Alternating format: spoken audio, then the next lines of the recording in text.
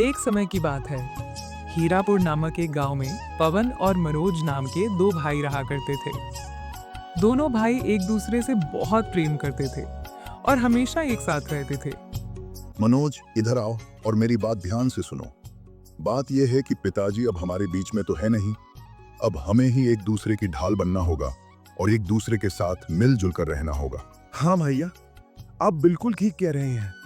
मैं आपकी बात से सहमत हूँ। भैया आप चिंता मत कीजिए, हम हमेशा एक साथ रहेंगे। अब से आप ही मेरे पिता हैं। आपकी हर बात मानना मेरा कर्तव्य होगा भैया। अब चलो, तुम्हारी बातें सुनकर मुझे तो बहुत खुशी हुई। हे ऊपर वाले, हम दोनों भाइयों का प्यार ऐसे ही सदा बना रहे। चलो अब खेत में चलकर काम करते हैं। अब दोनों भाई खेत जाते हैं और कड़ी मेहनत के साथ दिल लगाकर काम करते हैं।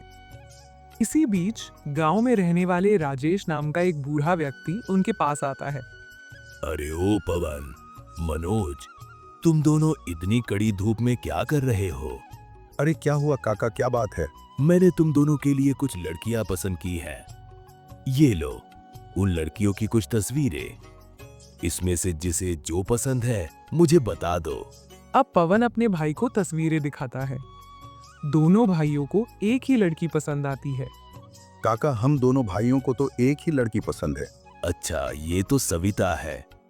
अगर तुम दोनों इसी से शादी करना चाहते हो तो मैं इसके माता पिता से बात करता हूँ।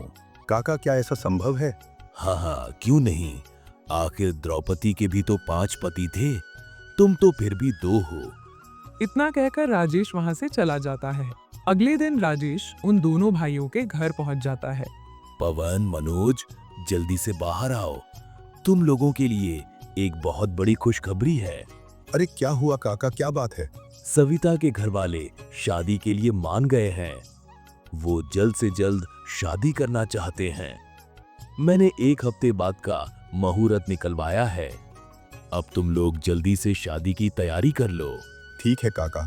अब 1 हफ्ते बाद दोनों भाइयों की शादी सविता से हो जाती है। हाँ तो सविता, अब तुम हम दोनों भाइयों की पत्नी हो। हम दोनों भाई वचन देते हैं कि तुम्हें कभी कोई कष्ट नहीं पहुंचने देंगे। हम तुम्हें हर वो सुख देंगे। हाँ बिल्कुल, भैया ठीक कह रहे हैं। तुम्हें कभी किसी भी चीज की जरूरत हो तो हम दोनों में से किसी से भी बेझिझक कह सकती हो। अब सविता दोनों भाइयों के साथ खुशी खुशी रहने लगती है। कुछ महीने गुजरते हैं। तभी एक दिन सविता खेत पर जाती है। अजी सुनिए, मैं आपके लिए खाना लेकर आई हूँ। अरे आता हूँ। अरे तुमने यहाँ आने का कष्ट क्यों किया? मेरे कारण तुम्हें इतनी दूर चलकर आना पड़ा। देखो मुझे अच्छा नहीं लग रहा।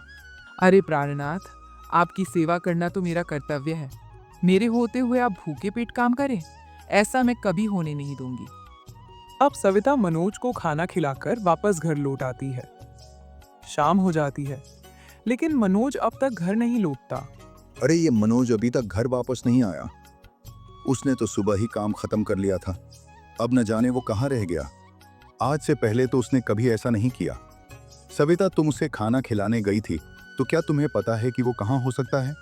नहीं नहीं, मैं तो उन्हें खाना खिलाकर वापस आ गई थी। मुझे कुछ नहीं पता।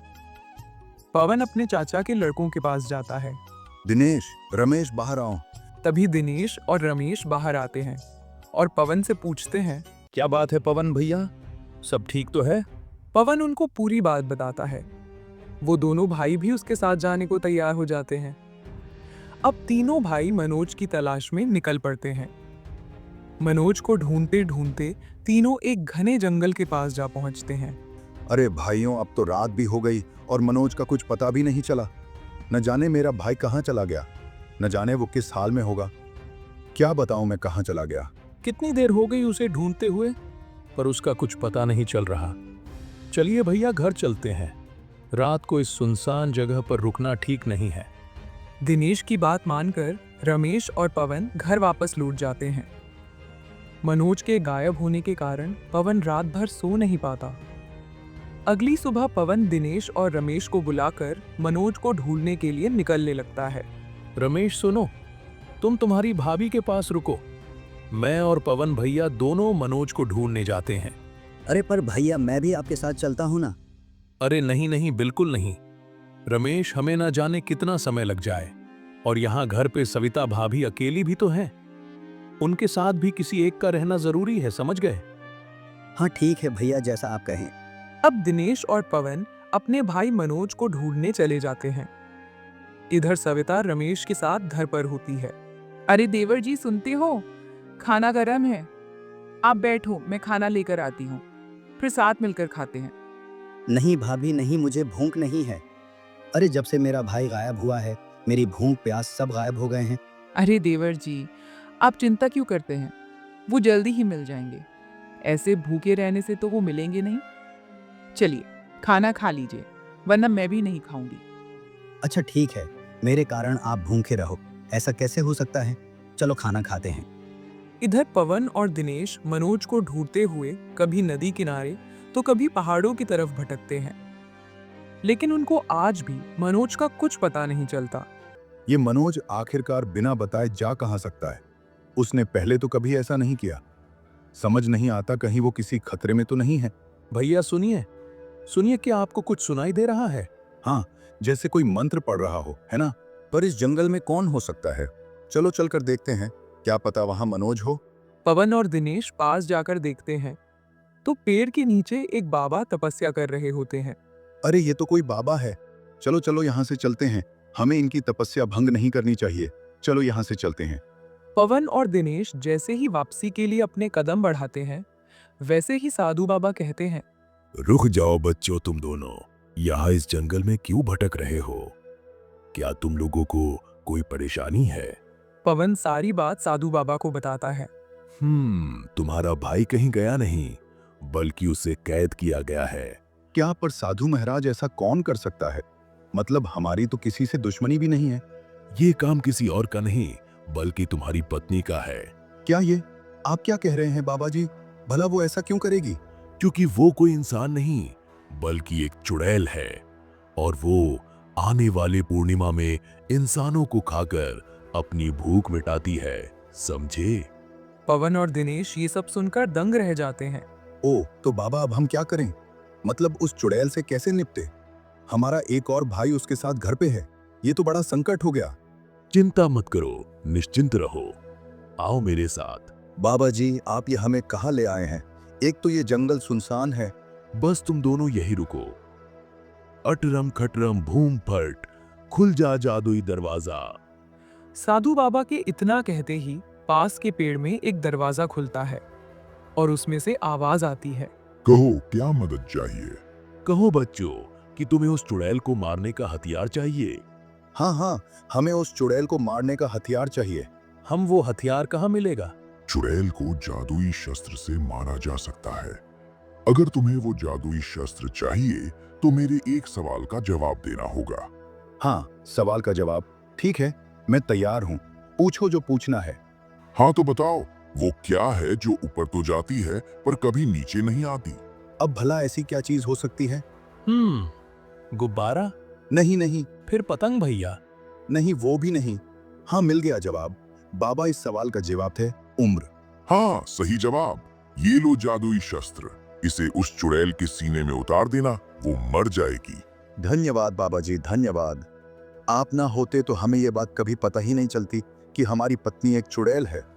कोई बात नहीं बच्चों, कोई बात नहीं। अब तुम लोग जाओ और अपने भाई को बचाओ, जाओ। पर बाबा जी, हमारा भाई मनोज, अब वो कैसे मिलेगा? रात के आधे पहर को चुड़ैल अपने घर जाती है। उसी समय तुम लोगों को उसका पीछा करना होगा।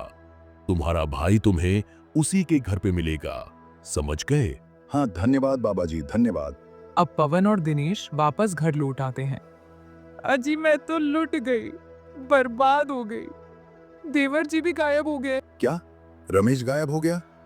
ठीक है, तुम चिंता मत करो, सब ठीक हो जाएगा। हम दोनों अपने भाइयों को जरूर ढूंढ निकालेंगे, निश्चिंत रहो। पवन और दिनेश सविता की चाल को समझ गए थे। अब उन्हें इंतजार था तो बस आधी रात का। अरे ओ पवन भैया, उठिए, रात की आधी पहर हो गई है। हाँ हाँ, चलो चलो चलते हैं। पवन सविता का पीछा करने के लिए उठ तो जाता है, पर मन ही मन वो इस बात से उदास था कि सविता एक चुड़ैल है। भैया वो देखिए, सविता घर से बाहर जा रही है, चलिए उसके पीछे चलते हैं। दोनों सविता के पीछे जाते हैं और देखते हैं कि सविता घने जंगल में एक पुरानी सी झोपड़ी में जाती है। चलो झोपड़ी में झांक कर देखते हैं। जैसे ही दोनों झोपड़ी में झांक कर देखते हैं तो सविता का असली रूप उन्हें नजर आता है। भैया ये तो अपने असली रूप में आ गई। वाह, बाबा जी ने तो सही कहा था कि ये एक चुड़ैल है। ये तो कितनी भयानक है। यकीन नहीं आता कि आज तक आप इस चुड़ैल के साथ रह रहे थे। भैया ये क्या है? वो देखो हमारे भाई मनोज और रमेश। चलो उन्हें छुड़ाने चलते हैं, चलो। अब दोनों भाई झोपड़ी के अंदर जाते हैं। तुम दोनों यहाँ कैसे आए? तुम्हारा पीछा करते आए हैं। तुम्हें क्या लगा कि तुम्हारा सच हमें कभी पता नहीं चलेगा? और तुमने हमारे प्रेम का नाजायज फायदा उठाया है। हम कभी सोच भी नहीं सकते थे कि तुम एक चुड़ैल निकलोगी। छोड़ दो हमारे भाइयों को और चली जाओ हमारी जिंदगी से। ऐसे कैसे छोड़ दूं? अब तुम लोगों को मेरी असलियत पता चल गई है, तो मैं तुम लोगों को भी कैद कर लेती हूँ। तुम हमारा कुछ नहीं बिगाड़ सकती। अब तुम्हारा खेल खत्म हुआ और तुम्हारा अंतिम समय आ गया है, समझ गई? अपने भाइयों की जान हम अपनी जान देकर भी बचाएंगे। तुम मामूली इंसान मेरा कुछ नहीं बिगाड़ सकते। सविता ये कहकर अब पवन पर अपनी शक्तियों से वार करने लगती है। पवन चुड़ैल के वार से बचते हुए उसके पास जाता है। भैया ये लो जादुई शस्त्र, मार दो इस चुड़ैल को। पवन बिना देरी किए जादुई शस्त्र चुड़ैल के सीने में उतार देता है। ये क्या किया? शस्त्र लगने से चुड़ैल तुरंत मर जाती है। चुड़ैल के मरते ही मनोज और रमेश दोनों आजाद हो जाते हैं। भैया, हमें खुशी है कि आप लोगों जैसे इतने चाहने वाले भाई मिले। अगर आप दोनों न होते तो हमारा क्या होता भैया? हाँ भैया, इस चुड़ैल ने तो हम चारों को बेवकूफ बना रखा था। हमने कभी सोचा भी नहीं था कि इतनी सुंदर लड़की एक चुड़ैल भी हो सकती है। बस बस शांत हो जाओ और पिछली बातों को भूल जाओ। ये सोचो कि कभी हमारी शादी हुई नहीं थी, क्योंकि बुरी चीजें जितनी जल्दी भुला दी जाए उतना अच्छा। हाँ भैया, ये बात आपने बिल्कुल ठीक कही। अब चारों भाई हंसी खुशी फिर से एक साथ रहने लगते हैं। कहानी अच्छी लगी हो तो वीडियो को लाइक और चैनल को सब्सक्राइब करके एक प्यारा सा कमेंट जरूर करें। Thanks for watching.